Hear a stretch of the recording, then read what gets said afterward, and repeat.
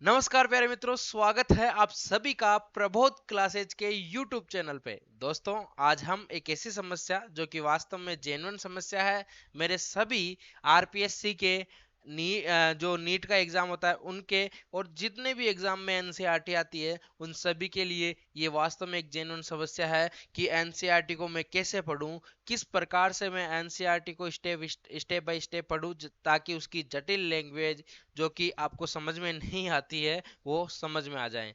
दूसरी बात कि इस एनसीईआरटी में कुछ ऐसे राज छिपे हैं, क्योंकि हर एक पेपर बनाने वाला एनसीईआरटी को जो है वो इधर रखता है और फिर दूसरी किताबों को देखता है, एनसीईआरटी से मैच करता है, उसके बाद ही पेपर बनाता है। यानी कि एनसीईआरटी ऑथेंटिक सोर्स है किसी भी एग्जाम में सफलता पाने का। अगर आपने एनसीईआरटी पढ़ी है तो आपको हर एक चीज आ जाएगी, क्योंकि किसी भी एग्जाम में कोई भी जो एग्जामिनर होता है, जो पेपर बनाता है, उसको एनसीईआरटी को बेस लेके चलना पड़ता है। हमारे भी आरपीएससी में ग्रेड फर्स्ट हो, ग्रेड सेकंड हो, उसमें इसी प्रकार से बातें होती है। साथ में जो नीट वाले स्टूडेंट है, आपको पता है जल्दी नीट के पेपर आने वाले हैं, तो उसके लिए कि एनसीईआरटी अब तो एक लंबा समय हो गया उन्होंने पढ़ा होगा, लेकिन 2025 वालों के लिए ये वीडियो है ऑलरेडी।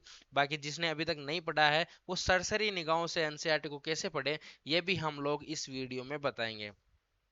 हम ये भी बताएंगे कि एनसीईआरटी कितना ज्यादा महत्व रखती है आपके लिए, एनसीईआरटी को पढ़ना आपके लिए कितना आवश्यक है, ये भी हम लोग बताएंगे। तो आज के इस वीडियो में चलते हैं, बिना किसी देरी के स्टार्ट करते हैं। चलिए भाई आ जाइए, और स्टार्ट करने वाले हैं हम लोग एनसीईआरटी पढ़ना। और आपको एक और इन्फॉर्मेशन मैं दे दूं वीडियो स्टार्ट होने से पहले, क्योंकि उसके बाद में मैं कोई भी इधर उधर की बात नहीं करूंगा। हम लोग जो है कल से रेगुलर 11th और 12th की जो बायोलॉजी की एनसीईआरटी है उसका अध्ययन करने वाले हैं, उसको पढ़ने वाले हैं। जिस तरीके से मैं यहाँ पे अभी बताऊंगा उसी तरीके से हम पढ़ेंगे, चाहे वो इंग्लिश मीडियम के स्टूडेंट हो, चाहे वो हिंदी मीडियम के स्टूडेंट हो, सभी के लिए वीडियो जरूरी होगी। तो आप सभी से मेरा अनुरोध है कि अभी जाके हमारे यूट्यूब चैनल को सब्सक्राइब कर लीजिए, लाइक कर दीजिए, शेयर कर दीजिए अपने दोस्तों के साथ, मित्रों के साथ, सका सहेलियों के साथ इसको फैला दीजिए भाई। चलते हैं, बात करते हैं एनसीईआरटी की। देखिए, ये एक मैंने परफॉर्मा बनाया है, हालांकि ये आपकी किताब से सीधा सीधा उठाया हुआ है। यहाँ पे मैं बायोलॉजी की क्लास 11th की एक किताब के बारे में बात कर रहा हूँ, जो कि आपके सभी की चलती है बायोलॉजी की में। हम लोग बायोलॉजी को ही बेस बना के यहाँ पे चलेंगे कि एनसीईआरटी को स्टेप बाय स्टेप कैसे पढ़ेंगे। यहाँ पे यूनिट फर्स्ट मैंने डाल रखा है, और यूनिट फर्स्ट है आपकी जीव जगत में विविधता, है ना। लिविंग ऑर्गेनिज्म जो है वो आपकी जो है फर्स्ट यूनिट है। इसमें आपकी चार अध्याय आते हैं। जीव जगत आता है, जीव जगत का वर्गीकरण आता है, वनस्पति जगत आता है और प्राणी जगत आता है। ये चार यूनिट चार चार टॉपिक आपके फर्स्ट यूनिट में आते हैं, चार अध्याय इसको बोल सकते हैं, ठीक है। अब इन चारों ही अध्याय को सबसे पहले आपके पास जब भी एनसीईआरटी पढ़ो, तो ये जो फर्स्ट पेज आता है ना एनसीईआरटी का जो फर्स्ट पेज आता है दोस्तों, उसको आपको पता होना चाहिए कि उसमें कौन कौन सी जो है वो टॉपिक्स दिए हुए हैं, किस प्रकार से। और ये भी मिलान कर लेना है कि इन टॉपिक में कितने आपके सिलेबस में हैं। एक तरफ आपका सिलेबस होना चाहिए, दूसरी तरफ एनसीईआरटी का जो सिलेबस आता है फर्स्ट पेज में ही आपका सिलेबस दिया होता है, वो आपके हाथ में होना चाहिए। उससे आपको मैच करना है कि कितने यूनिट में अपने सिलेबस से इसमें से निकाल सकता हूँ, ठीक है। पूरी एनसीईआरटी पढ़ने की जरूरत नहीं होती है उसमें, है ना। जो आपके सिलेबस में है वही पढ़ना होता है। हालांकि जो नीट वाले स्टूडेंट है उसके लिए सभी सिलेबस में है, तो आपको चिंता करने की जरूरत नहीं है, ठीक है। अब हम लोग बात करते हैं आगे। एक मिनट भाई, हाँ, थोड़ा सा क्या है, मेरे पीछे वाला दिखा नहीं होगा आपको, तो ये मैं दिखा रहा हूँ अभी, ठीक है। तो हम लोग आगे बात करते हैं, ठीक है। अपने पास ये इकाई एक आ जाती है, और इकाई एक का नाम क्या है? जीव जगत की विविधता। क्या है? जीव जगत की विविधता। चार अध्याय इसमें दिए हुए हैं। चारों ही अध्याय अगर आपके सिलेबस में है तो ये आपको पढ़ना है। हालांकि मैं जिस फील्ड की तैयारी करवा रहा हूँ बायोलॉजी की, उसमें हर एक जो यूनिट होती है वो अपने अपने महत्वपूर्ण होती है। चारों ही यूनिट को एक ही बार में आपको पढ़नी है, चारों ही यूनिट को आपको एक ही बार में पढ़नी है, भले याद हो चाहे मत हो, सीधी बात है। क्योंकि चारों यूनिट एक दूसरे से जुड़ी हुई है। आज आपने पहला अध्याय पढ़ लिया, दूसरा, तीसरा और चौथा ऐसे रेगुलर पढ़ना है। ऐसा नहीं कि पहला अध्याय आपने पढ़ लिया, उसके बाद 28वां अध्याय पढ़ लिया, उसके बाद 20वां अध्याय पढ़ लिया, उसके बाद 15वां अध्याय पढ़ लिया, ऐसा नहीं करना है, ठीक है। तो पहली टिप्स क्या होगी कि आपको क्रम से पढ़ना है। क्रम से पढ़ोगे तब बायोलॉजी समझ में आएगी, क्योंकि इसका जो डिजाइन किया हुआ है सिलेबस को, वो डिजाइन ही ऐसे किया हुआ है कि क्रम से चले। कि जीव जगत पढ़ लिया, फिर उसका वर्गीकरण पढ़ लिया, फिर उसमें जीव जगत में एक जगत आता है जिसको आप लोग वनस्पति जगत बोलते हो, फिर एक जगत आता है जिसको आप प्राणी जगत बोलते हो। ये चारों आपको पढ़ लेना है, ठीक है। अब हम लोग पहले चैप्टर की तरफ चलते हैं। पहले चैप्टर की तरफ में चलते हैं, और यहाँ पे जो है एक कीवर्ड दिया हुआ है। कीवर्ड क्या है ये देख लो। देखो, जीव जगत की हम बात कर रहे हैं, ये जीव जगत है, पहला अपना चैप्टर है। और पहले चैप्टर में ये चीजें हैं, ये आपकी ज्यादा काम की नहीं रहती है। लेकिन आपको इसमें जो है दो चीजें दी हुई है, 1.1 और 1.2। अब यहाँ पे मुख्य आपको आधार किसका रखना है, जीव जगत में विविधता क्या होती है और वर्गीकृत समवर्ग क्या होता है। हमेशा जब भी किसी किताब को पढ़ो तो दो प्रश्न बना लो, दो बड़े बड़े प्रश्न बना लो, और दोनों प्रश्नों के बारे में लिखना स्टार्ट कर दो। पहले किताब पढ़ो और फिर स्टार्ट करो इसके बारे में लिखना कि इसमें से आपको कितना समझ में आया। दूसरी बात, हम लोगों को कैसे पढ़ना है ये मैं अभी बताने वाला हूँ, बहुत ज्यादा महत्वपूर्ण है। इस क्लास को जो छोड़ के जाएगा पछताने वाला है, मैं साफ साफ आपको बता रहा हूँ। आपको सबसे पहले जैसे ऐसे नहीं पढ़ना है, ये फलाना, ऐसे नहीं पढ़ना है। आपको हाईलाइटर का बहुत कम यूज करना है। ऐसा नहीं कि पूरी किताब में आपने हाईलाइट कर दिया, एक हाइलाइटर आपने लिया एक किताब में। जैसे आपको कोई मुख्य बिंदु लगा तो उस पे आपने, जैसे इसमें तो कोई विशेष मुझे मुख्य बिंदु नहीं दिखे, इसमें सिर्फ ये किसमें किसमें क्या होती है ये हमको पता होना चाहिए, ठीक है। फिर आप जैसे ही अगले चैप्टर में गए, अगले पेज में गए, आपको यहाँ पे एक मुख्य बात दिखेगी, और उसके बारे में आपको जानकारी लेनी है, चाहे आप गूगल से ले लो चाहे आप किताब से ले लो। आपको क्या है, अगर कोई किताब से यहाँ से कोई चीज समझ में नहीं आए ना, तो उसको गूगल पे सर्च करना है, ठीक है। यहाँ देखो एक जाति नाम का एक शब्द आ रहा है। आपने अगर 11th क्लास में जब भी एडमिशन लिया होगा तो आपको ये जाति समझ में नहीं आई होगी। आप जाति से, जैसे बहुत सारी जातियां हमारे इसमें होती है, उसी प्रकार से कुछ जो अपने जितने भी प्रकार के जीव होते हैं उनकी अलग अलग जातियां होती है, ठीक है। तो हमें ये जाति शब्द को यहाँ पे जो है वो क्या करना है, मार्क कर लेना है, ठीक है। मार्क कर लिया, उसके बाद में इस जाति के बारे में जितनी जो चीजें हैं, यहाँ पे जितना स्पेस है ना, वो स्पेस यहाँ पे एक पट्टी चिपकानी है। पट्टी जो आती है ना, पट्टी जानते हो, अरे पढ़ते हो तो सब जानते होंगे, ऐसे अलग अलग कलर की छोटी छोटी पट्टियां आती है। जाति के बारे में जितनी चीजें हैं इस पट्टी में बहुत छोटे छोटे अक्षरों में लिखना है। दूसरी बात है ना, एक लास्ट में जाते जाते एक ऐसा हिंट देके जाऊंगा ना, आप लोग खुश हो जाएंगे, मैं सच बता रहा हूँ। फिर उसके बाद देखो, यहाँ देखो जैविक विविधता। ये जैविक विविधता क्या होती है, इसके बारे में यहाँ जो स्पेस बच रहा है उस पे लिखो। लिखो, ऐसे नहीं कि आपने वो लाइन करके छोड़ दिया। लिखना कैसे है, वो जो पट्टी आती है उसको अच्छे से चिपकाना है, उसके बारे में लिखना है, ठीक है। उसके बाद आपको इसमें देखो, यहाँ तक कोई भी चीजें आपको इंपॉर्टेंट नहीं मिलेगी। जैसे ही आप लोग यहाँ गए, नाम पद्धति, है ना, नाम पद्धति क्या होती है उसके बारे में यहाँ एक चिट चिपका लो, और उसके बारे में, नाम पद्धति के बारे में हर एक टॉपिक जो भी यहाँ पे जो चीजें मैं बता रहा हूँ उसको है ना, गूगल पे जाके सर्च करो, उसके बारे में डिटेल स्टडी करो। डिटेल स्टडी ऐसा नहीं कि पूरा पूरा दिन लगा दिया, नहीं। 5 मिनट तक उस यूट्यूब जो भी जिस भी चैनल पे, यूट्यूब पे जाओ, कहीं पे भी जाओ, आपको जो है इसका मिल जाएगा। उसके बारे में आप लोग जाके अध्ययन कर सकते हो, ठीक है।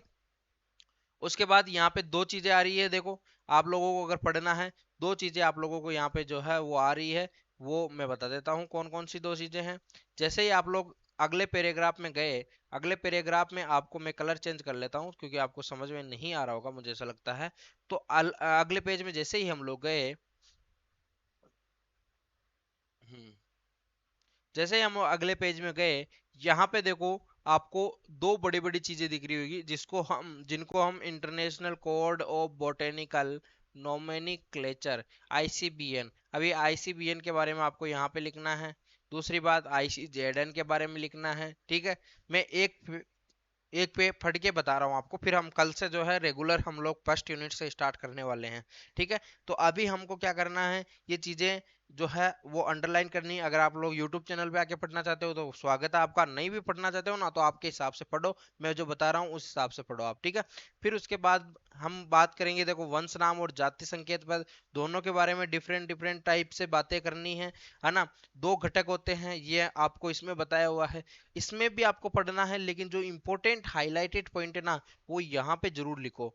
यहाँ पे एक चिट लगाओ और यहाँ पे लिखते जाओ, ठीक है। लिखते जाओ ताकि आपके पास खुद के हैंडमेड नोट्स होंगे, किताब के साथ होंगे, ठीक है। जब भी आपको कोई चीज समझ में नहीं आएगी तो इसमें देखो, आप एनसीईआरटी जब भी पढ़ोगे ना, एनसीईआरटी जब भी पढ़ोगे तो वो चीज आपको दिखेगी। एनसीईआरटी एक जो मैं टिप्स देने वाला था वो मैं अभी यहीं दे देता हूँ। अगर आपको अध्याय फर्स्ट पढ़ना है, अध्याय फर्स्ट पढ़ना ना, अध्याय फर्स्ट या फिर यूनिट फर्स्ट बोलूं मैं, यूनिट फर्स्ट में 4 अध्याय है, चारों अध्याय के पेज ही निकाल लो आप। एक पुरानी किताब लेके आ जाओ, चारों अध्याय के जितने पेज है निकाल लो, अलग से उसको स्टेपल कर दो, अलग से स्टेपल कर दो। भाई ये फर्स्ट यूनिट है, उसके जितने पेज है, जैसे कि 51 पेज है फर्स्ट यूनिट में, 51 पेजों को एक साथ कर लो, एक साथ कर लो और अलग अपने रख लो, ठीक है। अब उसको अलग रखने का एक फायदा हो जाएगा कि आपको सिर्फ 51 पेज पढ़ने हैं और आपका एक यूनिट कंप्लीट होने वाला है, ठीक है। दूसरी बात, उसमें जो हाईलाइटेड पॉइंट है वो ही आपको पढ़ने हैं, ठीक है। तो आपके कितना आसान हो जाएगा, देखो पूरी किताब खोल के बैठते हैं ना तो अपना माइंड जो है वो ऐसा हो जाता है, और यार इतने पेज है, जैसे किताब खोलेंगे तो 51वां पेज नहीं खुलेगा, फिर आपका जैसे आज 51 पेज आपने खोल लिया, 51 में से 12 पेज पढ़ लिए, 12 पेज खोल लिए, वो आप उसके बाद में आप 13वां पेज नहीं पढ़ोगे। आप लोग क्या करोगे, उसके बाद में जाओगे डायरेक्ट आपके 26वें पेज पे, 28वें पेज पे, उसको एक पेज पढ़ोगे, फिर आपके पास 50वें पेज पे जाओगे, उसको एक बार पढ़ोगे, फिर आप क्या करोगे 51वां पेज तो खोलोगे ही नहीं, मतलब 51वें पेज तक की जो जो पेजेस है वो नहीं खोलोगे, उसके बाद आप किसी और यूनिट में जाके उसको पढ़ने लग जाओगे, तो आपकी ये यूनिट ऐसी कैसी रह जाएगी। और ये सभी के साथ होता है साइकोलॉजिकली, ये जो है वो प्रूव्ड है, आप लोग देख सकते हो। अगर आप लोग किताब खोल के बैठ रहे हो ना, 51 पेज आपने ले लिए, तो सिर्फ उस 51 ही पेजों में से आप लोग जो भी चीज है वो पढ़ोगे, तो आपके उससे हैंडमेडेड नोट्स हो जाएंगे। उसके साथ साथ आपके जो हाईलाइटेड वो जो 51 पेज है ना, उनको भी आपको कैसे पढ़ना है, जो हाईलाइट पॉइंट है उनकी तरफ ध्यान देना है। देखो एनसीईआरटी को एक बार पढ़ोगे पूरी, दूसरी बार पढ़ोगे हाईलाइट पॉइंट करो, तीसरी बार पढ़ोगे चिट लगाओ, चौथी बार पढ़ोगे पेज को निकाल लो और अलग से 51 51 पे जो आपके जितने भी पेज है, 51 पेज में एक उदाहरण दे रहा हूँ कि आपके जैसे फर्स्ट यूनिट में 4 अध्याय है, फर्स्ट यूनिट में कितने अध्याय है, 4 अध्याय है, चारों को एक साथ निकालो, पिंच करो और रख लो, ठीक है। चारों को रख लिया, अब उन चारों ही अध्याय को पढ़ना है आपको, फिर आप अगले यूनिट की तरफ फिर जाओ, ठीक है। तो इस प्रकार से आपको पढ़ना है। अब इसमें बहुत सारी चीजें हैं, जैसे कि इस प्रकार के जो नियम है, इन नियमों को आप लोग को कोई हाईलाइट नहीं करना है, इनको केवल और केवल बार बार रीडिंग मारनी है, क्योंकि ये जो नियम होते हैं ना ये बहुत ज्यादा इंपॉर्टेंट होते हैं यहाँ पे, ठीक है। मैं पहले अध्याय को लेकर चल रहा हूँ फ्रेंड्स, है ना, तो आप लोग थोड़ा सा आप मेरे साथ सामंजस्य बनाने की कोशिश करिए, ठीक है। अब उसके बाद, क्योंकि ये जो बोरिंग किताबें होती है, इसकी जो लैंग्वेज होती है वास्तव में बोरिंग होती है, मैं भी ऐसा मानता हूँ। फिर उसके बाद में पढ़ लिया, फिर देखो ये एक हाईलाइट पॉइंट आ गया, उसके पहले यहाँ पे जो है वो देखो एक यहाँ पे ये एक चीज लिखी हुई है, ये पूरी की पूरी चीज इंपॉर्टेंट है, क्योंकि जैसे ही आपने इसके बारे में पढ़ा चार नियमों के बारे में, तो इस नियमों की थोड़ी समरी है वो इसमें दे रखी है। क्या लिखा हुआ है, जाति संकेत पद के लिए अर्थात जैविक नाम के अंत में लेखक का नाम लिखते हैं, है ना। जैसे मेंजीफेरा इंडिका, ठीक है, मेंजीफेरा इंडिका, और फिर आगे यहाँ पे लगा दिया कोष्टक और इसमें लिख दिया लिन, यानी कि इसका जो नामकरण है वो लिनियस ने किया है, ठीक है। तो ये बातें आपको ध्यान रखनी है, ठीक है। फिर उसके बाद हम जैसे आगे चले, हम लोगों को जो है वो जैसे हम लोगों ने पूरे एक एक पढ़ लिया, यहाँ पे वंश पढ़ा, कुल पढ़ा, गण पढ़ा, और यहाँ पे जो है हम लोगों को जैसे हम लोग पढ़ेंगे ना, अगला मैं एक मुख्य टिप आपको देने वाला हूँ। टिप क्या है, टिप क्या है ये बताऊं आपको, कि इस टिप में आपको एक बात का ध्यान रखना है। ध्यान क्या रखना है, जैसे ही आप लोग किसी चीज को पढ़ो तो इस प्रकार से इसकी एक आउटलाइन सारणी बनाओ, आउटलाइन सारणी आप लोग बनाओ कि ये जो जैसे मान लो ये वर्गीकरण है, वर्गीकरण, और ये हर किताबों में नोट्स में आपको मिल जाता है। वर्गीकरण है 3 प्रकार से है, ये कौन कौन हो गया, इसमें गण हो गया, ऑर्डर हो गया, ये वो बहुत सारी चीजें, ऐसा ऐसा कर लो, फिर इसमें एक एक पॉइंट लिख लो और आपकी किताब में एक जो आपकी जो 51 पेज है उसके बीच में उनको लगा दो, ठीक है। तो जैसे ही ये आप लोग पढ़ोगे उसके बाद जो वो सारणी आपके पास आएगी, तो जैसे ही थ्योरी पढ़ोगे उसके बाद जो सारणी आएगी ना, तो सारणी के माध्यम से पूरी चीज आपको समझ में आ जाएगी। ठीक है। अब जैसे आपको वंश, यहाँ वंश लिखना है, मैं एक उदाहरण दे रहा हूँ, ठीक है, ऐसा मत बोलना कि आपको आप किस प्रकार से पढ़ा रहे हो, ठीक है। तो ये वंश है, वंश में जैसे ही आपको यहाँ ब्रैकेट बनाया, वंश के बारे में जो भी चीजें हैं वो यहाँ पे लिख दी। ठीक है। आपने यहाँ पे गण के बारे में लिखा, गण को इंग्लिश में क्या कहते हैं, देखो यहाँ पे इंग्लिश भी साथ में लेके चलनी है, हिंदी भी साथ में लेके चलनी है। दोनों ही वर्ग के विद्यार्थियों के लिए मैं बता रहा हूँ, दोनों ही लैंग्वेज इंपॉर्टेंट है। हालांकि इंग्लिश को आप लोग ज्यादा प्रेफर करते हो, ये बहुत अच्छी बात है, लेकिन हिंदी भी अपनी जगह बहुत अच्छी चीज होती है। ठीक है। तो जैसे गण के बारे में, अब जैसे यहाँ पे गण लिखा हुआ ना, तो इसका इंग्लिश यहीं पे ऑर्डर लिखा हुआ है। अगर आपको इंग्लिश में ORDER नहीं लिखना ना, तो हिंदी में ही आप लोग ऑर्डर लिख लो। ठीक है, जिससे आपको पता रहे भाई गण को ऑर्डर बोलते हैं। ठीक है। तो इस प्रकार से आपको ध्यान रखना। फिर आपने गण के बारे में यहाँ पे एक कोष्टक बनाया, उसके बारे में लिख लिया, बस बहुत सिंपल। ठीक है। उसके बाद जितनी ये सारणियां होती है, इन सारणियों को जो है वो आपको सीधी सारणी बनानी है ना, सीधी बनानी है, ऐसे नहीं बनाना। इसको ये जो बना रखा ना आपने, सीधा एक एक अलग अलग अलग अलग बना लो आराम से। ठीक है। जैसे मानव के बारे में यहाँ पे जैविक नाम एक एक सीधी जैसे ये बना रखा है ना, इस प्रकार से एक एक एक, एक चार पांच बना लो, फिर याद कर लो, है ना। या फिर ऐसे भी याद करना चाहो तो ऐसे भी कर सकते हो, बाकी मुझे ज्यादा प्रेफर ये करता हूँ मैं, क्योंकि अच्छा लगता है पढ़ने में मुझे। ठीक है। उसके बाद जैसे ही आपने सारांश पढ़ना है, सारांश को बहुत ही गहराई से पढ़ना है, एक एक अक्षर को अच्छे से समझना है। सारांश पढ़ने का या फिर यहाँ पे सारांश देने का बहुत ज्यादा महत्वपूर्ण जो है वो ये सारांश वास्तव में महत्वपूर्ण अंग है यहाँ पे। ठीक है। उसके बाद ये जो क्वेश्चन है ना, उन क्वेश्चंस के जितने भी आपने जिस प्रकार से 11th में आप लोग अगर होते तो उस टाइम किस प्रकार से आप लोग लिखते थे एक एक क्वेश्चन को कॉपी में, उन क्वेश्चन का कॉपी में आंसर लिखना है, क्योंकि जितने भी क्वेश्चंस होते हैं ये कहीं ना कहीं घूम फिर के आपकी कक्षाओं में आते हैं। ठीक है। तो आपको समझ में आया ना, मैंने पूरी की पूरी एनसीईआरटी को कैसे पढ़ना है, कल से हम लोग इसको रीड आउट भी करेंगे, किस प्रकार से आपको जो है पूरी की पूरी 30 दिन में हम लोग 30 चैप्टर पढ़ने की कोशिश करेंगे ये मैं बता रहा हूँ। लेकिन इस कोशिश को कब करेंगे, जब इस वीडियो पे 50 लाइक आप लोग करा देते हो, तब हम लोग स्टार्ट कर देंगे भाई, है ना। तो 50 लाइक तो आप लोग करा ही सकते हो, बहुत सिंपल बात है। ठीक है। तो चलते हैं और आज की इस वीडियो को यही खत्म करते हैं। राम राम दोस्तों, आप लोगों ने हमारी इस वीडियो को पूरी देखा, इसके लिए बहुत बहुत धन्यवाद। आप लोग एक वास्तव में सीरियस स्टूडेंट हो, आप लोग अपनी मंजिल पे पहुंचोगे, इसके लिए मैं आप भगवान से जो है वो प्रार्थना करूंगा। धन्यवाद। राम राम साहब।